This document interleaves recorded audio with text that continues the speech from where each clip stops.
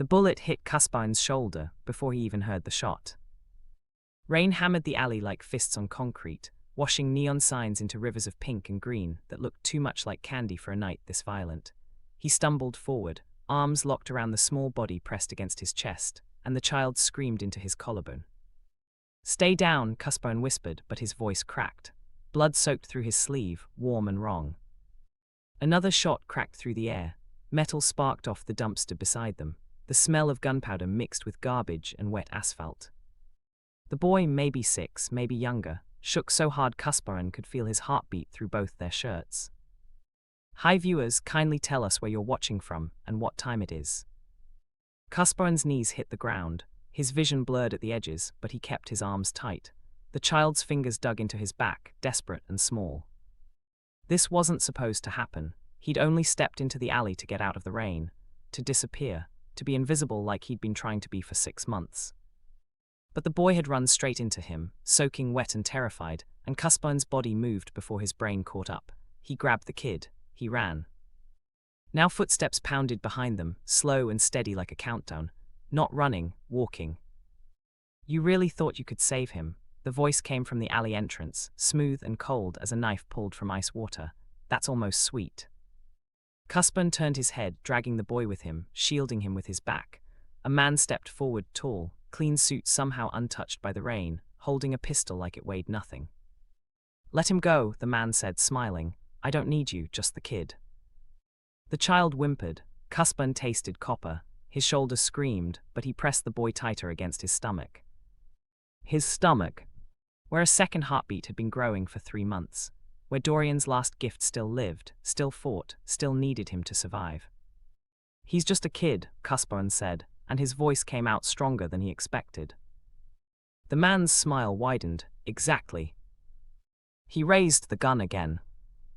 Caspian twisted, covering the boy's head with both hands. The second bullet punched into his side, just below his ribs. He gasped. The pain exploded white-hot, but he didn't let go. The boy subbered, "Don't die, please don't die." Caspian tried to answer, but the third bullet tore through his thigh and his leg gave out. He collapsed forward, rolling so the boy stayed on top, stayed protected, stayed breathing. Rain filled his mouth, his vision flickered. The man's shoes appeared in front of him, polished, expensive, close enough to kick.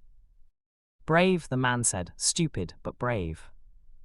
He aimed again, this time at the boy's back. Caspian moved without thinking. He threw himself sideways, pulling the child beneath him, and the fourth bullet ripped through his back. The impact felt like fire and ice at once, like his spine was splitting open. He couldn't breathe, couldn't move, couldn't feel anything except the boy's heartbeat against his chest and the rain mixing with blood on the pavement. The boy screamed, not words, just sound, pure terror. Caspian's hand twitched, trying to cover the boy's mouth, trying to quiet him so the man wouldn't. The alley went silent. Not the rain, not the sirens in the distance, those still echoed. But the footsteps stopped, the breathing stopped, the man stopped. A new presence filled the space, heavy and suffocating like smoke after a fire.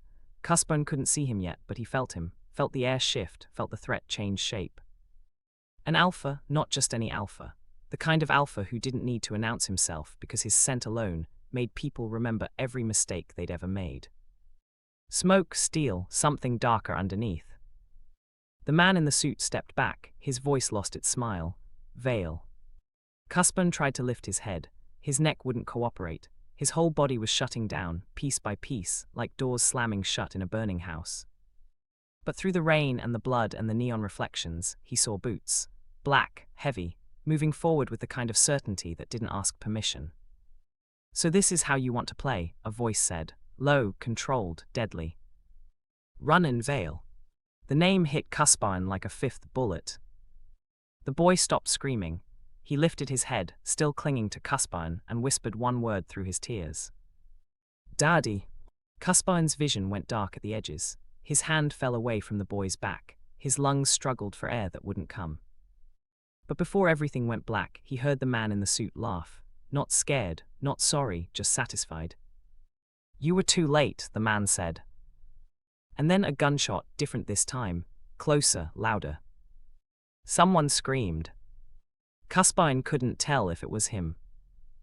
Who do you think fired that last shot? Drop your guess in the comments. Caspian had always known how to disappear.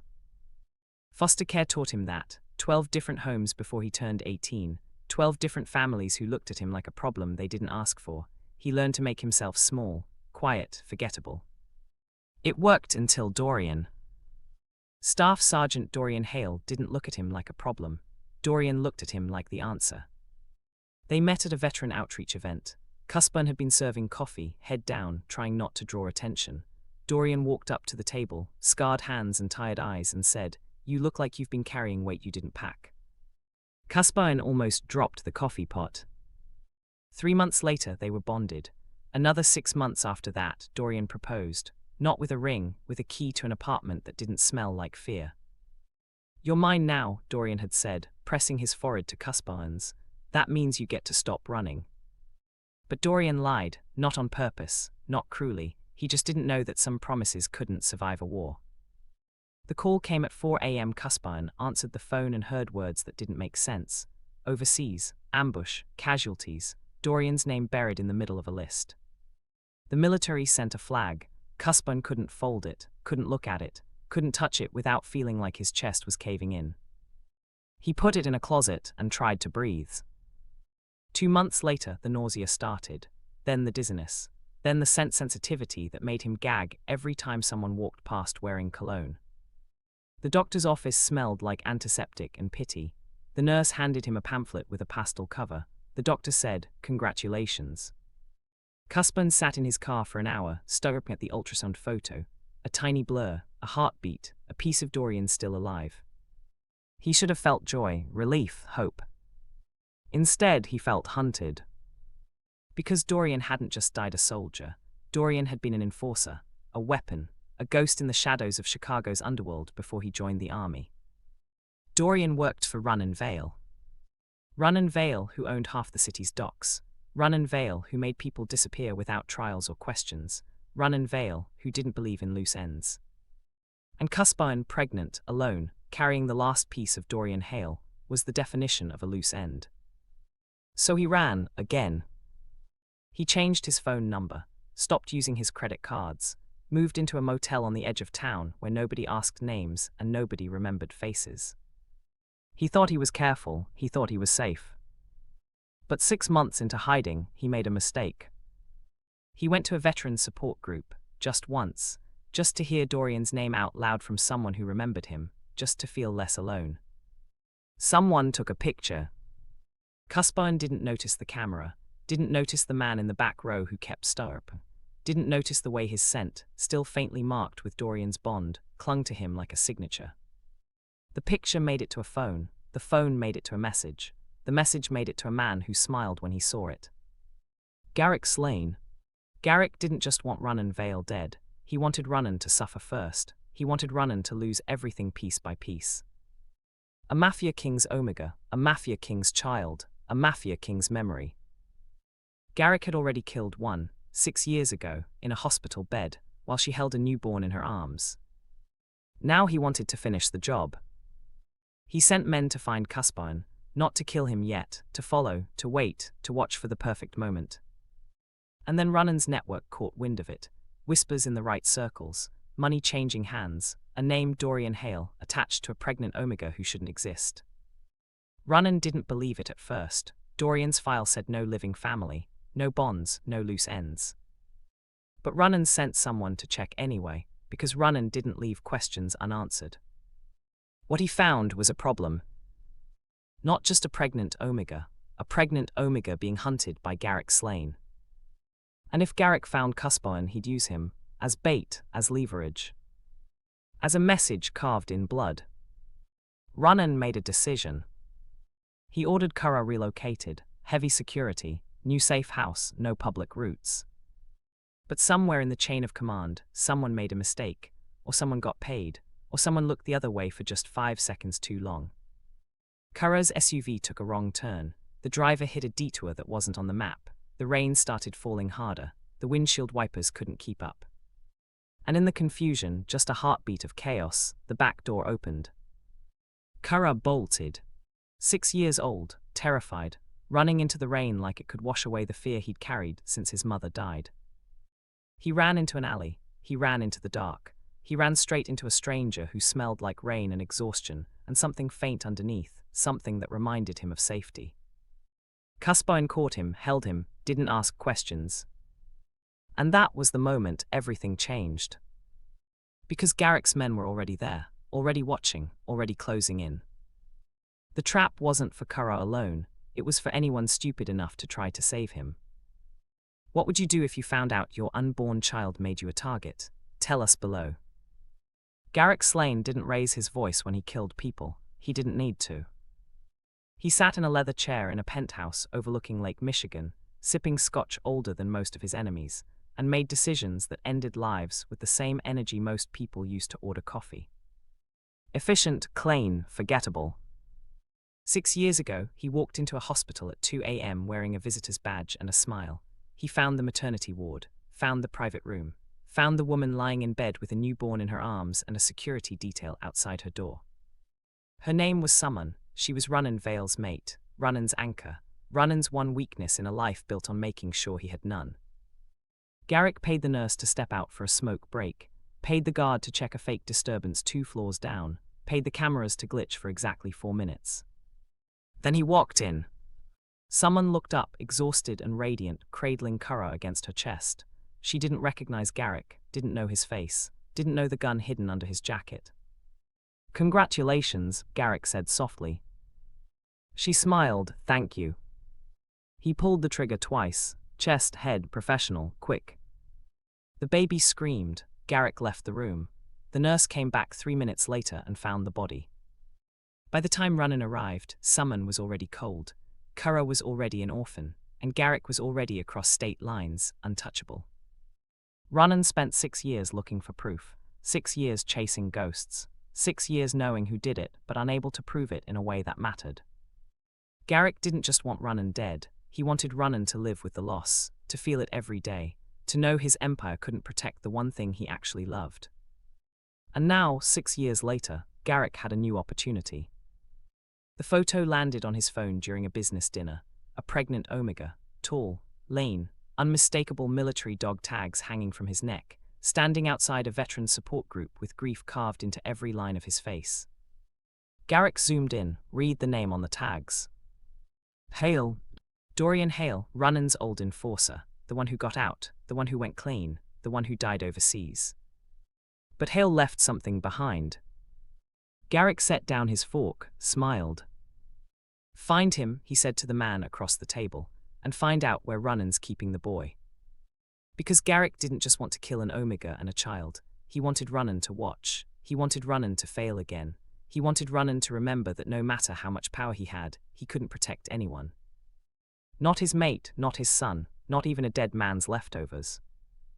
The plan was simple: wait for Ronan to move Kyro, intercept the route, create chaos, let the boy run. And when someone inevitably tried to save him, because someone always did, Garrick would be there, waiting, ready to make sure Ronan arrived just late enough to see the bodies but not soon enough to stop it. A message written in blood, a reminder carved into memory. Garrick finished his scotch, checked his watch. 36 hours later, the rain started, the SUV took the wrong turn, Kyro ran. And Garrick's men followed, guns loaded, patience thin, orders clear. Kill the Omega, kill the boy, make it hurt. Garrick watched from a phone screen 2 miles away, live feed from a man on the ground. He saw the alley, saw the chase, saw Caspian grab Kyro and run. He leaned back in his chair and smiled. Perfect.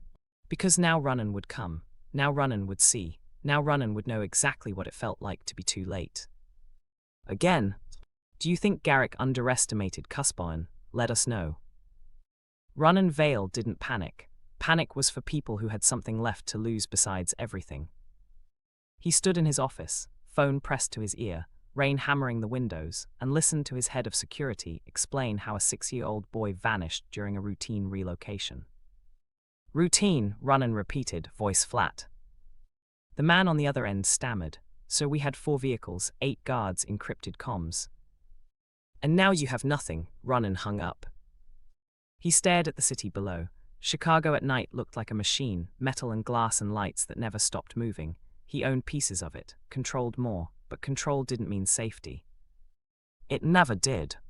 Kyro had been moved 17 times in 6 years. New houses, new schools, new guards who didn't ask questions. Ronan kept him close but hidden, protected but invisible. It still wasn't enough. Because 6 years ago, someone walked into a hospital and took everything, and Ronan couldn't stop it, couldn't prevent it, couldn't even find proof until it was too late to matter. He built an empire after that, not out of ambition, out of rage. But empires didn't raise children. They didn't tuck them in at night or wipe away tears or explain why their mother wasn't coming back. Ronan tried, he failed, he tried again. Kyro grew up quiet, obedient, scared of everything and nothing at once. He didn't cry anymore, didn't ask for things, didn't expect comfort. Ronan hated it, hated that his son learned fear before he learned joy, hated that no amount of money or power could erase the memory of a mother bleeding out in a hospital bed. And now someone was coming for Kyro again. Ronan knew who he always knew. Garrick Slane had been circling for years, waiting for the right moment, the right weakness, the right opportunity to strike. This was it. Ronan's network picked up chatter 2 days ago, Garrick's men moving into position, routes being scouted, money changing hands in places it shouldn't. Ronan ordered the relocation immediately, triple security, encrypted everything, backup plans for the backup plans. But somewhere, somehow, someone slipped. A wrong turn, a missed checkpoint, a door left unlocked for just 3 seconds. Kyro ran. Ronan's phone buzzed, a message, 2 words. Kid's loose. He grabbed his coat, grabbed his gun, grabbed 3 men who knew better than to ask questions. The rain hit him the moment he stepped outside, cold, sharp, unforgiving. He climbed into the SUV, and the driver didn't wait for instructions. They moved through traffic like water through cracks, fast and silent and inevitable. Ronan pulled up the tracker. Kyro's watch, custom-made, embedded with a chip, blinked on the screen. The signal was weak, jumping, cutting in and out like a heartbeat struggling to stay alive. It stopped moving in an alley 3 blocks from the last known position. Ronan's jaw tightened. He didn't say anything, didn't need to. The driver pushed the car faster. But Ronan knew they were already late. He could feel it. That sick certainty in his gut that said no matter how fast he moved, no matter how many men he brought, it wouldn't be enough. He'd been too late once before. He refused to be too late again. The SUV skidded to a stop at the alley entrance. Ronan didn't wait for the door. He was out, moving, gun drawn, rain soaking through his coat in seconds. He smelled gunpowder before he saw the blood, heard crying before he saw the bodies. And then he saw Kyro. On the ground, clinging to someone, sobbing into their chest. Not a guard, not security, not anyone Ronan recognized. An Omega bleeding, shaking, barely conscious. 4 bullet wounds, maybe more, hard to tell with all the blood. But still holding Kyro, still shielding him, still breathing. Ronan's men flew out behind him, scanning for threats, checking corners, sucking the perimeter. But Ronan didn't move. He stood frozen, staring at the Omega on the ground, and felt something crack open inside his chest. Because he recognized the scent, faint, fading, but unmistakable. Dorian Hale's bond, old, worn, but still there, still marked into the Omega's skin like a scar that refused to heal. Ronan's throat tightened, his hands went numb. Dorian was dead. Buried overseas, gone. But this Omega, soaking wet, bleeding out, holding Kyro like he was the only thing that mattered, carried Dorian's mark. Which meant... Ronan's eyes dropped to the Omega's stomach, saw the curve, saw the swell, saw the way the Omega's hands instinctively covered it even while unconscious. Pregnant. Ronan's world tilted. And then he heard footsteps, slow, deliberate, confident. Garrick Slane stepped out of the shadows, gun raised, smiling. "You're late," Garrick said. Ronan didn't answer. He raised his gun and fired. "Who survives this alley? Comment your predictions now." The first bullet took Caspian in the shoulder before his brain even registered the danger. Pain exploded white-hot, sharp enough to steal breath. His legs buckled, but he didn't drop Kyro. couldn't, wouldn't. Rain hammered his face, mixing with blood that poured warm and fast down his arm. The child screamed against his chest, small hands clutching fabric like it was the only solid thing left in the world. Caspian ran anyway. His boots slipped on wet pavement, his shoulder screamed with every step, but he kept moving, kept his arms locked, kept the boy's head tucked under his chin. Behind them, footsteps, not running, walking, like whoever was chasing them knew they had all the time in the world. Because they did. Caspian's vision blurred. The alley stretched ahead, dumpsters, fire escapes, broken glass reflecting neon signs that looked too bright, too cheerful for a night like this. He tried to think, tried to plan, tried to remember every survival instinct foster care and poverty had beaten into him. But his body was shutting down, blood loss, shock, fear thick enough to choke on. Kyro whimpered, "Please, please don't let them take me." Caspian tightened his grip, his voice came out rough, "I won't." Another gunshot cracked the air. Metal sparked, the dumpster beside them exploded with the impact, shrapnel flying, sound so loud it rattled Caspian's skull. He stumbled, his knee hit concrete. Pain shot up his leg, but he twisted, rolling so Kyro stayed on top, stayed protected, stayed breathing. The footsteps stopped. Caspian looked up. A man stood at the alley entrance, tall, clean suit somehow untouched by rain, gun held loose and comfortable like an extension of his hand. Garrick Slane. Caspian didn't know the name, didn't know the face, but he knew the look, cold, calculated, empty. A man who killed because it was easy. "Well," Garrick said, tilting his head, "this is disappointing." Caspian pushed Kyro behind him. His shoulders screamed. Blood soaked through his shirt, dripping onto the pavement in rivers that mixed with rain. "Let him go," Garrick continued, stepping forward. "I don't need you, just the kid." Kyro's hands dug into Caspian's back. The boy's breath came in gasps, fast and panicked and small. Caspian tried to stand. His leg gave out. He fell forward, catching himself on one hand, the other still wrapped around Kyro. His stomach cramped, not from the bullet, from something deeper, something fragile and terrified and fighting to survive. The baby. Dorian's baby. 3 months along, barely showing, barely real. But alive, still alive. Caspian looked up at Garrick, rain streaming down his face, and said the only thing he could think of. "He's just a kid." Garrick smiled, "Exactly." He raised the gun again. Caspian moved without thinking. He threw himself sideways, pulling Kyro with him, shielding the boy with his entire body. The second bullet hit his side, just below the ribs, pain like fire, like ice, like his insides were tearing apart. He gasped, choked, tasted blood. Kyro screamed, not words, just sound, pure terror. Caspian tried to breathe, couldn't, his lungs wouldn't cooperate. His vision flickered, edges going dark, rain and neon bleeding together into something unrecognizable. But he didn't let go. Garrick stepped closer, his shoes polished, expensive, appeared in Caspian's blurred vision. "Brave," Garrick said softly, "stupid, but brave." He aimed at Kyro's back. Caspian's body moved on instinct. He rolled, pulling the boy beneath him, covering him completely. The third bullet tore through his thigh. His leg exploded with pain, muscle and bone screaming, and he collapsed forward. Kyro sobbed into his chest, don't die, please don't die."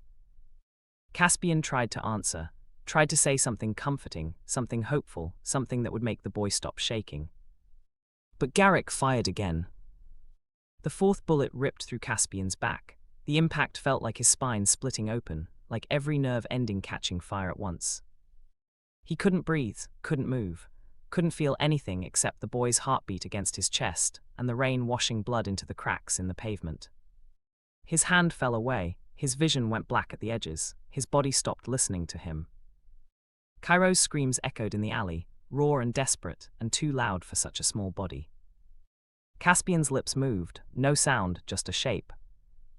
"I'm sorry." And then, the alley went silent. Not the rain, not the sirens, those still howled in the distance. But the footsteps, the breathing, the presence. Everything stopped. A new scent filled the air, heavy, dominant, dangerous. Smoke, steel, something darker underneath. An alpha. Not just any alpha, the kind that made the air itself feel heavier, the kind that people instinctively stepped away from without knowing why. Caspian couldn't see him, couldn't lift his head, couldn't do anything except lie there, bleeding, dying, holding a child he didn't know. But he felt him. Felt the shift in pressure, felt the threat change shape, felt something ancient and violent wake up in the alley. Garrick's voice lost its smile. Vale. Footsteps heavy, steady, moving forward like death itself had decided to take a walk. And then a voice, low, controlled, deadly. So this is how you want to play. Ronan Vale. Caspian's vision blurred further, his body gave up, his lungs stopped trying. But through the haze he saw boots, black, expensive, stopping right beside him. Kyro lifted his head, still clinging to Caspian, and whispered one word. Daddy. Garrick laughed, sharp, bitter, satisfied. You were too late.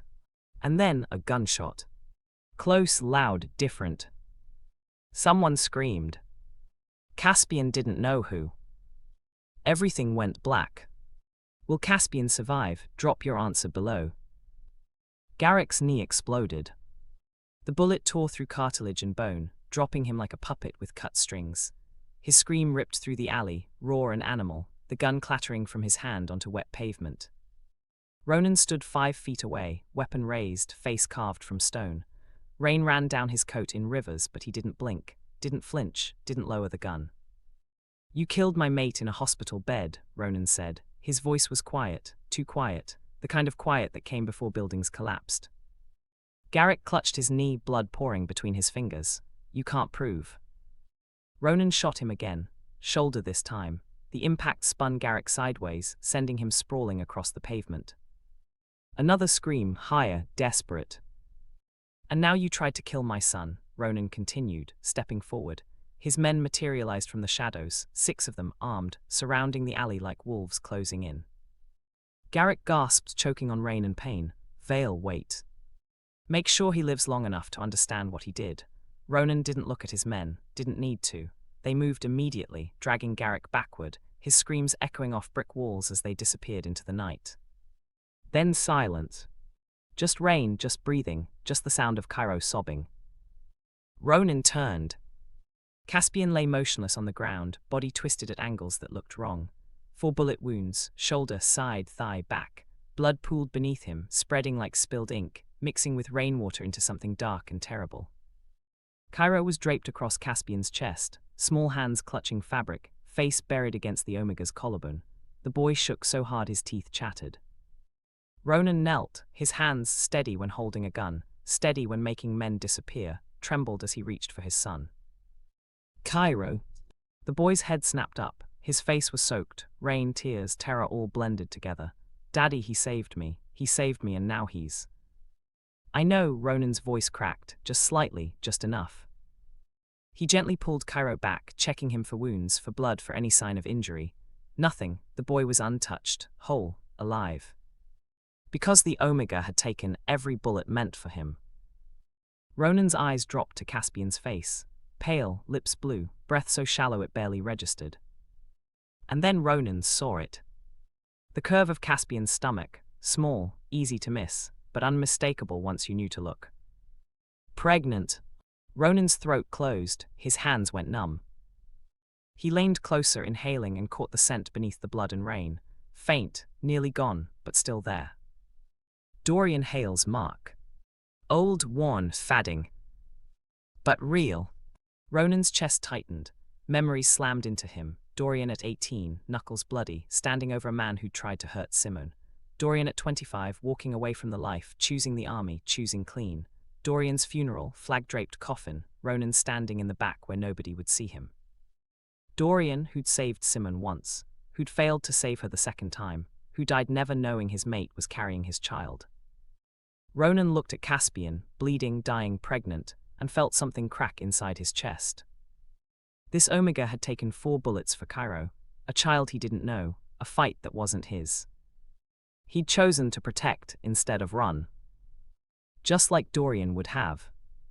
Ronan's hand hovered over Caspian's neck. His instincts screamed at him, mark him, claim him, anchor him before he slips away. But that wasn't how bonds worked. You couldn't force them, couldn't steal them, couldn't create them out of desperation. Except, Kyro grabbed Ronan's sleeve. Daddy, please, don't let him die like Mama. That sentence shattered something. 6 years of Kyro carrying that fear. 6 years of nightmares and silence, and expecting everyone he loved to disappear. Ronan looked at his son, looked at the Omega, looked at the choice in front of him. He leaned down, pressing his forehead against Caspian's temple. His voice dropped to a whisper. You saved him, now let me save you. And then he bit. Sharp, fast, clean. Caspian's body jerked. His eyes flew open wide, shocked, disbelieving. A gasp tore from his throat, raw and broken. Heat surged through the bond, not gentle, not soft, violent and immediate and undeniable. Ronan felt it snap into place, a chain forged in blood and rain and desperation, a vow carved into skin, a promise that couldn't be broken. Caspian stared at him, shaking, barely conscious. What? Nobody touches you again, Ronan said. His voice was rough, final, absolute. Caspian's eyes rolled back, his body went limp. But his heartbeat steadied, just slightly, just enough. Ronan scooped him up, cradling him like something fragile, and stood. Blood soaked into his coat. Rain hammered his face. Kyro clung to his leg, crying, Is he gonna be okay? Ronan looked at his son, at the Omega in his arms, at the choice he'd just made that would change everything. Yes. He didn't know if it was true. But he'd make it true. His men appeared with a vehicle, doors opened. Ronan climbed in, still holding Caspian, Kyro pressed against his side. The SUV pulled away from the alley, tires cutting through water, sirens wailing in the distance. Ronan looked down at Caspian's face, pale, unconscious, still bleeding. But marked now, bonded, his. And for the first time in 6 years, Ronan felt something other than rage. He felt responsible. Do you think Ronan made the right choice? Tell us what you think. Ronan shot Garrick in the other knee.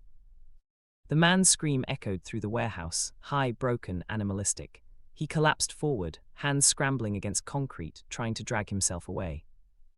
Ronan followed, slow, patient, gun loose in his hand. This wasn't the alley anymore. This was 3 hours later, after the hospital, after the surgery, after watching doctors work on Caspian for 90 minutes while Kyro sat in the waiting room, silent and small. After Ronan made a phone call. Garrick had been delivered to an abandoned shipping warehouse on the South Docks. Ronan's territory, his rules, his justice. Blood trailed behind Garrick as he crawled, both knees shattered, shoulder torn open, face pale and slick with sweat. Ronan crouched beside him. You killed a mother in a hospital bed. Garrick spat blood. You can't. Ronan grabbed his face, fingers digging into jaw, forcing eye contact.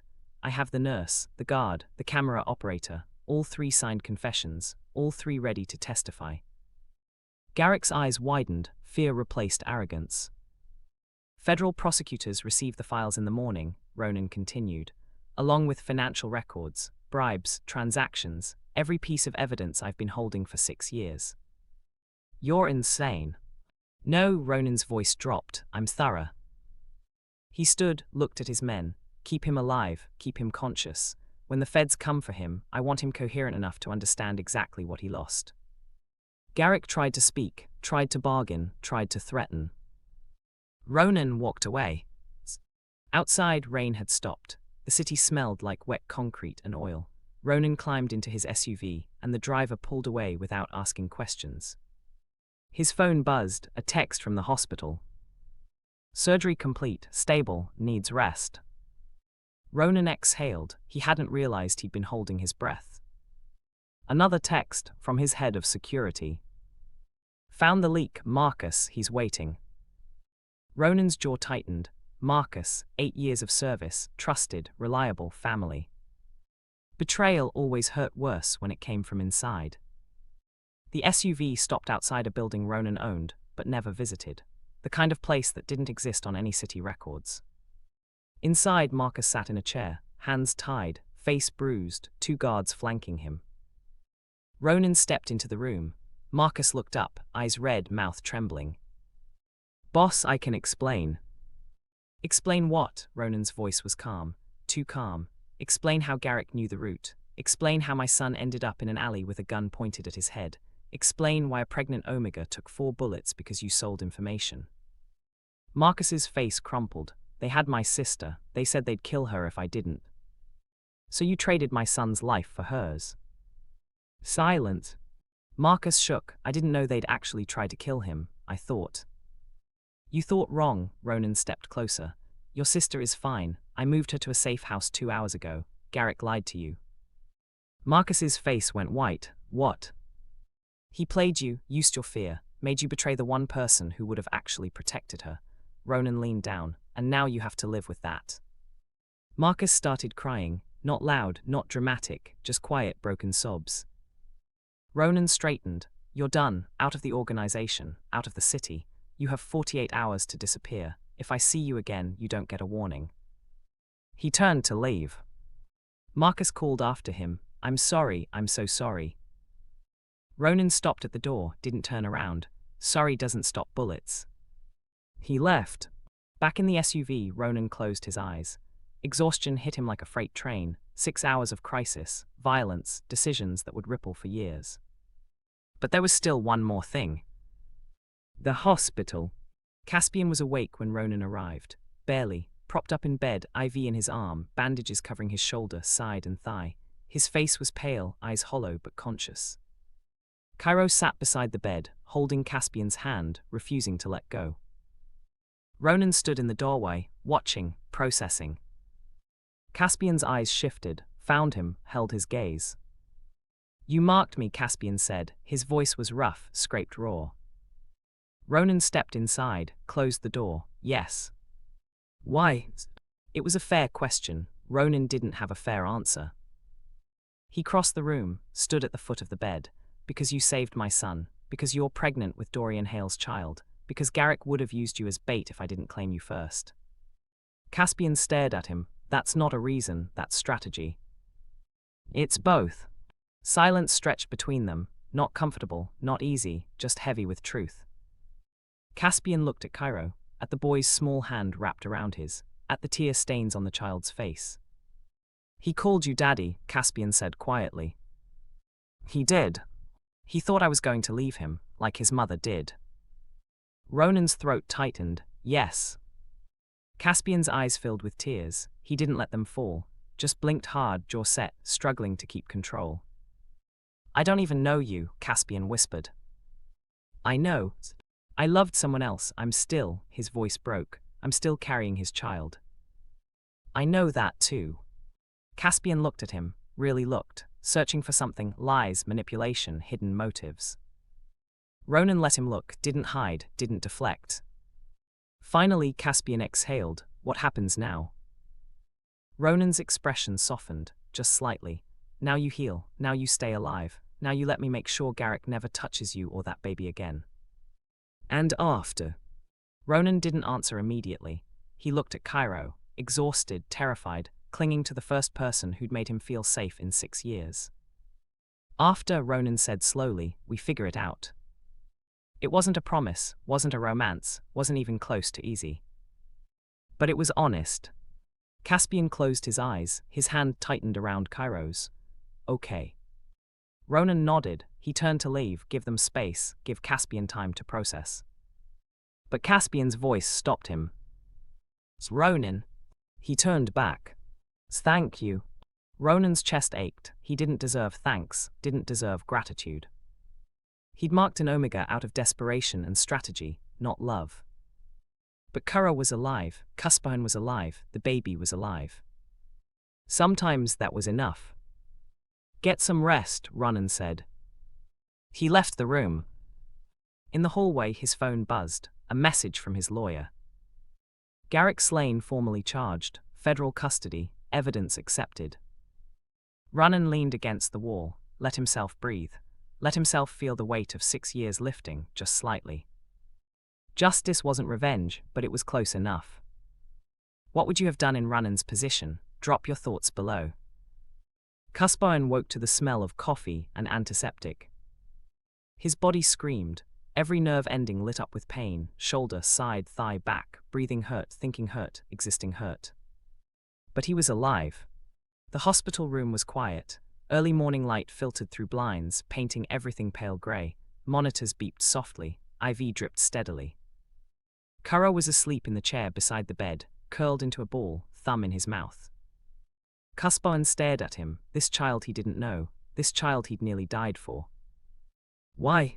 He didn't have an answer, just instinct, just the overwhelming need to protect something small and scared and innocent. The door opened, Ronan stepped inside, carrying 2 cups of coffee. He stopped when he saw Caspian awake. "You're up." Barely, Caspian's voice cracked. Ronan set the coffee on the table, pulled a chair closer, sat down like he belonged there. They didn't speak for a long moment, just sat, just breathed, just existed in the same space. Finally, Caspian broke the silence. "I felt it, the bond." Ronan nodded. "You did." "It's not like," Caspian stopped, swallowed, started again. "It's not like what I had with Dorian." "It's not supposed to be." "Then what is it?" Ronan leaned forward, elbows on knees. "Protection, declaration, a line in the sand that says anyone who wants to hurt you has to go through me first." Caspian's hand drifted to his stomach, still flat, still small, still carrying a life that had nothing to do with Ronan. "You marked me to protect Dorian's baby." "Yes. That's insane." "Probably." Caspian laughed. It hurt. Everything hurt, but he laughed anyway. "You're a MAFIA king. You stuff just put guards on me." "Guards can be bribed, killed, turned." Ronan's eyes were steady. "A bond can't." Caspian looked at him, really looked, saw the exhaustion carved into his face, the weight he carried, the fear he buried under control. "You loved someone once," Caspian said quietly. Ronan's jaw tightened. "Yes." "Kyro's mother." "Summon." "What happened?" Ronan didn't answer immediately. His hands flexed, fingers curling into fists, then releasing. "Garrick Slane walked into a hospital and killed her while she held our son." Caspian's breath caught, horror settled into his chest like ice. "I couldn't stop it," Ronan continued. His voice was flat, empty, couldn't prevent it, couldn't even prove it until 6 years later. "That's why you shot him." "That's why I didn't kill him." Ronan looked at Caspian. "Death is easy, living with consequences is harder." Silence stretched, heavy, painful. Caspian's throat burned. "Dorian told me once that he used to work for you." "He did, best enforcer I ever had, until he decided to be better than that." "He saved your mate once." Ronan nodded. "Years ago, before Kyro, before everything fell apart. He stopped a hit, got her out alive. I owed him. And now I saved Kyro." "Yes. So this is what, repaying a debt?" Ronan's expression shifted. Something softer, something raw. "It's more than that." Caspian waited. "When I saw Kyro in that alley, holding you, begging you not to die," Ronan's voice cracked. "He hasn't cried like that since summon. He hasn't trusted anyone, hasn't let anyone close. And then you, a stranger, took 4 bullets for him." Tears slid down Caspian's face. He couldn't stop them. "You didn't just save his life," Ronan said. "You reminded him that people still choose to protect instead of hurt." Caspian covered his face with his hands, sobbed, quietly, brokenly. Ronan didn't touch him, didn't try to comfort, just sat there, let him break, let him grieve. When Caspian finally looked up, his voice was raw. "I miss him, Dorian, I miss him so much." "I know. I don't think I'll ever stop." "You don't have to." Caspian blinked. "What?" Ronan leaned back. "Grief doesn't have an expiration date. You don't stop loving someone because they're gone. You just learn to live around the hole they left." Caspian stared at him. This man who'd marked him out of strategy. This man who'd avenged a mate 6 years dead. This man who understood loss better than anyone. "What do you want from me?" Caspian asked. "Nothing you're not ready to give." "That's not an answer." "It's the only answer I have." Kyro stirred in the chair. His eyes opened, unfocused and sleepy. He saw Caspian awake and scrambled up, climbing onto the bed despite the protests from nurses earlier. "You're okay," Kyro whispered. "You're really okay." Caspian wrapped his good arm around the boy. "I'm okay." Kyro buried his face in Caspian's chest. I was scared. Me too. But you didn't leave. Caspian's throat closed. No, I didn't. Ronan watched them, father, son, stranger, bound together by blood and bullets and choices made in the rain. A nurse knocked, visiting hours. Another hour, Ronan said. His tone left no room for argument. The nurse left. Ronan stood. I'll be back tonight, with clean clothes, food that isn't hospital garbage, and a security detail. Caspian's eyes widened. Security. You're marked, that means you're mine. That means you're protected. That means people need to know harming you is a death sentence. Each stuff sounded possessive, controlling, wrong. Instead, it sounded like safety. Ronan moved toward the door, stopped, turned back. The baby, he said quietly. Dorian's baby. I'll protect them too, I swear it. Caspian's vision blurred. Why? Because Dorian stuff done the same for Kyro.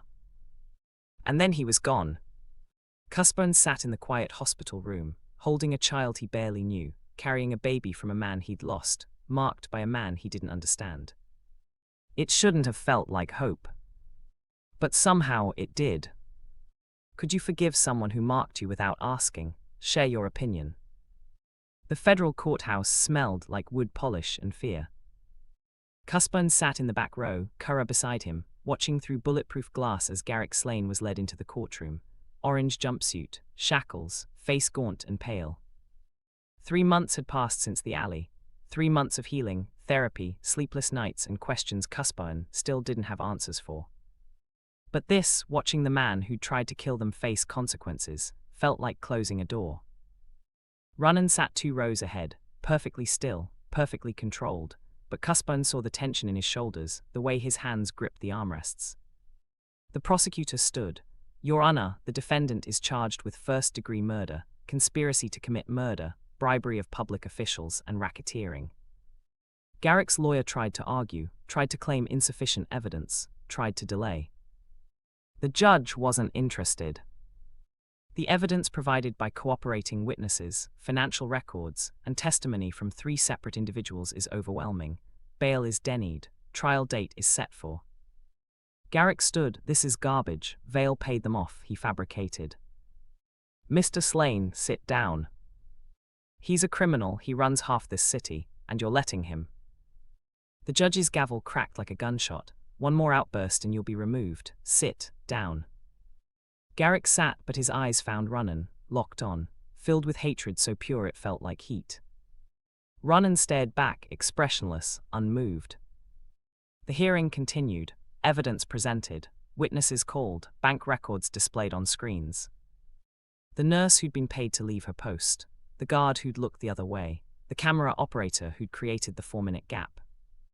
All 3 testified, all 3 confirmed, all 3 pointed directly at Garrick Slane.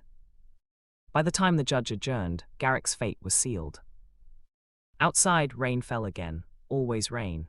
Chicago seemed determined to wash itself clean and never quite succeeded. Caspian stood under an awning, hand resting on his stomach. 5 months now, visible, undeniable, a constant reminder of what he'd lost and what he still carried. Kyro tugged at his sleeve. Can we get ice cream? Caspian smiled. Your dad's gonna say no. Dad always says no to fun stuff. That's because fun stuff usually ends with cavities or security concerns. Kyro giggled, actual, genuine laughter, a sound Caspian had heard more in the past 3 months than Ronan probably had in 6 years. Ronan approached, phone in hand, expression unreadable. The mole's been handled. Caspian looked up, muckers. He's gone, out of the city, out of my organization, out of Kyro's life. You didn't kill him. No. Why not? Ronan's eyes softened, just slightly, because his sister didn't deserve to lose him, and because killing him wouldn't undo the mistake. Caspian studied him, this man who'd marked him, protected him, kept his distance while somehow always being close enough to matter. You're not what I expected, Caspian said quietly. What did you expect? A monster. And now? Caspian hesitated, someone trying not to be. Ronan's expression flickered, surprise, maybe even gratitude. Kyro interrupted, ice cream. Ronan looked at his son, at the hope in his eyes, at the way he held Caspian's hand like it was the most natural thing in the world. Fine, but only one scoop. Kyro whooped, dragged Caspian toward the car. Ronan followed slower and Caspian glanced back, caught his eye, saw something there he hadn't seen before. Not love, not yet. But possibility. They drove to a small shop on the north side, sat in a booth by the window. Kyro devoured chocolate chip like it was his last meal. Caspian sipped water, watched the rain, felt the baby kick, small, fluttering movements that still startled him every time. Does it hurt? Kyro asked, pointing at Caspian's stomach. No, just feels weird. Can I feel? Caspian nodded. Kyro pressed his small hand against the curve, waited, eyes wide. The baby kicked. Kyro gasped. I felt it. Ronan watched from across the table, silent, observing. Will the baby be my brother? Kyro asked. Caspian's throat tightened. I don't know, maybe. I hope so, I always wanted a brother. Ronan's jaw worked. He looked away, looked at the rain, looked at anything except the family forming in front of him that he hadn't planned but couldn't stop. Later, back at Ronan's estate, Kyro fell asleep on the couch. Caspian covered him with a blanket, stood, stretched, felt his back protest. Ronan appeared with tea, handed him a cup. You should rest. I've been resting for 3 months. And you're still recovering. Caspian sipped the tea, chamomile, warm, gentle. I need to ask you something. Okay. The bond between us, is it real or just protection? Ronan was quiet for a long time. It's real, every bond is, but it's not the same as what you had with Dorian. It's not built on love, it's built on choice. Choice? I chose to protect you, you chose to stay, that's real. Caspian looked at him, and if I wanted to leave? Then you leave. Just like that. Just like that. Caspian didn't believe him, not entirely, but the fact that Ronan said it mattered. I'm going to visit Dorian's grave tomorrow, Caspian said. I haven't been since everything. Ronan nodded. I'll drive you. You don't have to. I want to. They stood in the quiet house, rain tapped against windows. Kyro snored softly. And for the first time, Caspian felt something other than grief. He felt peace. What do you think happens next? Tell us in the comments. The cemetery was quiet. No rain today, just grey sky and wind that smelled like turning leaves. Caspian stood in front of Dorian's grave, stomach round and heavy, hand pressed against the cold stone. Staff Sergeant Dorian Hale, beloved, brave, gone but not forgotten. Kyro hung back, giving space.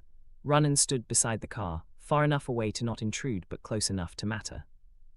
Caspian knelt, awkward with the baby, but he managed. Hide, he whispered, it's been a while. The wind answered, nothing else. I'm okay, the baby's okay, we're surviving. His voice cracked. I miss you, every day, every hour, it doesn't stop, I don't think it ever will. Tears slid down his face, he didn't wipe them away. But I'm not alone anymore, and I know you'd be glad about that. You always worried I'd isolate, that I'd disappear into grief and never come back. He touched the stone, traced Dorian's name with his finger. I met someone, his name's Ronan. He's complicated, dangerous, nothing like you, but he protected me when I needed it. He marked me. I know you'd probably be furious about that, but I'm alive because of it. The baby's alive because of it. A sob broke free, raw, broken. I'm going to name the baby after you. Dorian if it's a boy, Dory if it's a girl. I need them to know who you were, what you meant, how much you loved us even though you never got to meet them. The wind picked up. Caspian closed his eyes, imagined Dorian's voice, imagined his hands, imagined him saying it was okay. I love you, I'll always love you, but I think I'm ready to live again, not forget, never forget, just live. He stood, slow, careful, placed a hand on his stomach. Rest easy, he whispered, we're safe now. He turned, walked back to Ronan and Kyro. Ronan's eyes searched his face. You okay? Yeah, I am. They climbed into the car, drove back in comfortable silence. That night, Caspian went into Lubke. It happened fast, too fast. One minute he was fine, the next he was doubled over, gasping, terrified. Ronan moved like lightning, called the hospital, called his doctor, got Caspian into the car while Kyro ran for blankets. The drive felt like hours. Caspian breathed through contractions, hand clutching Ronan's arm, fear and hope tangled together. "You're okay," Ronan said. "You're both okay." "You don't know that." "I do." At the hospital, nurses took over. Caspian was wheeled into delivery. Ronan stayed, held his hand, talked him through the pain. "You saved my son," Ronan said quietly. "Now let me be here for yours." Caspian subud, squeezed his hand, pushed. And then a cry, small, furious, alive. "It's a boy," the doctor said. Caspian collapsed back against pillows, shaking, crying, laughing. "Dorian, his name is Dorian." They placed the baby on his chest. Tiny, perfect, Dorian's eyes, Dorian's nose, Dorian's legacy. Ronan stepped back, gave them space, watched with something raw and unguarded on his face. Kyro burst into the room. "Is he here? Can I see?" Caspian smiled through tears. "Come meet your brother." Kyro climbed onto the bed, stared at the baby with wonder. "He's so small. He'll grow. Can I hold him?" Caspian adjusted, helped Kyro hold the baby carefully, watched the boy's face light up with joy. And Ronan stood at the edge of the room, watching his son hold a baby that wasn't his, watching an omega he'd marked out of strategy, watching a family form that nobody planned. Later, when Kyro fell asleep in the chair and baby Dorian slept in Caspian's arms, Ronan sat beside the bed. "Thank you," Caspian said. "For what?" "For being here, for not running, for protecting us when you didn't have to." Ronan's hand covered Caspian's, warm, steady, real. "You didn't just save my son that night," Ronan said quietly. "You saved what was left of me." Caspian looked at him, saw the truth, saw the man beneath the armor, saw the possibility of something real and messy and complicated and worth it. "What happens now?" Caspian asked. Ronan smiled, small, genuine, rare. "Now we figure it out together." And for the first time since Dorian died, Caspian believed in the future. Not because the pain was gone, not because grief disappeared, but because family wasn't always blood. Sometimes it was who refused to let you die alone. Sometimes it was who stood in the rain and took bullets meant for someone else. Sometimes it was who marked you and promised nobody touches you again. Sometimes it was who showed up and stayed. Real family isn't who you're born to, it's who refuses to let you die alone. Thank you for watching this story.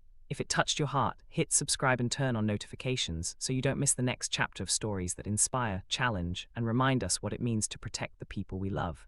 Drop your thoughts in the comments below. Your words inspire others. Share this story if you know someone who needs to hear it. See you in the next one.